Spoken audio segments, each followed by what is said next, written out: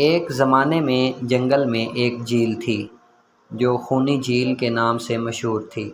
شام ہونے کے بعد کوئی اس جھیل میں پانی پینے نہیں جاتا تھا۔ ایک دن چنو ہرن اس جنگل میں رہنے کے لیے آئے تھے۔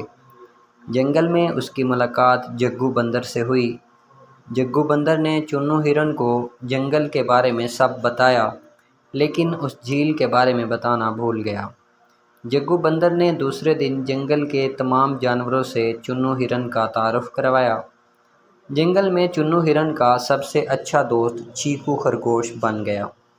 جب چنو ہرن کو پیاس لگی تو وہ اس جھیل میں پانی پیتا تھا۔ وہ شام کو بھی پانی پیتا تھا۔ ایک شام جب وہ اس جھیل میں پانی پینے گیا تو جیسے ہی وہ پانی میں منہ ڈالنے ہی والا تھا کہ اس کی نظر ایک مگرمچھ پر پڑی جو بہت تیزی سے اس کی طرف چلتا آ رہا تھا۔ یہ دیکھ کر وہ جلدی سے جنگل کی طرف دوڑا۔ راستے میں اسے جگو بندر مل گیا۔ جگو چنو ہرن سے اتنی تیزی سے بھاگنے کی وجہ پوچھتا ہے۔ چنو ہرن نے اسے ساری بات بتا دی۔ جگو بندر نے کہا کہ میں آپ کو یہ بتانا بھول گیا کہ یہ ایک خوبصورت جھیل ہے، لیکن شام کے وقت یہ انتہائی خطرناک ہو جاتی ہے۔ جو شام کے بعد جھیل پر جاتا ہے واپس نہیں آتا۔ جگو فوراً سے بولا، لیکن اس جھیل میں مگرمچھ کیا کر رہا ہے؟ ہم نے اسے کبھی نہیں دیکھا۔ اس کا مطلب یہ ہے کہ مگرمچھ تمام جانوروں کو کھاتا ہے جو شام کے بعد جھیل میں پانی پینے آتا ہے۔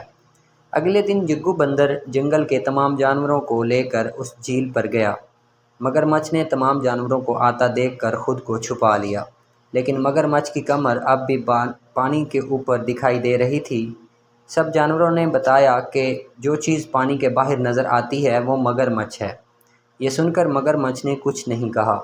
چیکو خرگوش نے اپنے تیز دماغ سے سوچا اور کہا کہ یہ کوئی پتھر نہیں ہے، لیکن ہم اسے تبھی قبول کریں گے جب یہ خود بتائے گا۔ یہ سن کر مگرمچھ نے کہا، میں ایک پتھر ہوں۔ تمام جانوروں کو معلوم ہوا کہ یہ مگرمچھ ہے۔ چیکو خرگوش نے مگرمچھ کو بتایا کہ تمہیں یہ تک نہیں معلوم کہ پتھر نہیں بولتے ہیں۔ اس کے بعد تمام جانوروں نے مل کر مگرمچھ کو اس جھیل سے نکالا اور خوشی خوشی زندگی گزارنا شروع کیا۔ کہانی کا اخلاقی سبق۔ اس کہانی سے ہم یہ سیکھتے ہیں کہ اگر ہمیں بغیر کسی خوف کے ایک ساتھ کسی بھی مسئلے کا سامنا کرنا پڑتا ہے تو ہم اس سے نجات حاصل کر سکتے ہیں۔